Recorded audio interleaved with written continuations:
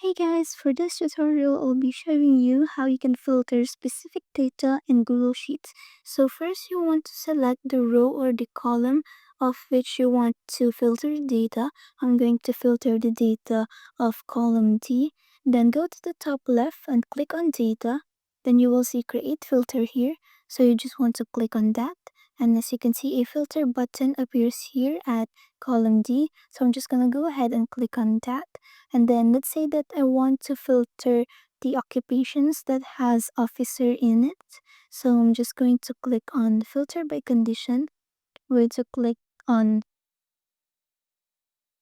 text contains, and then I'm going to enter the value of the formula, which is officer.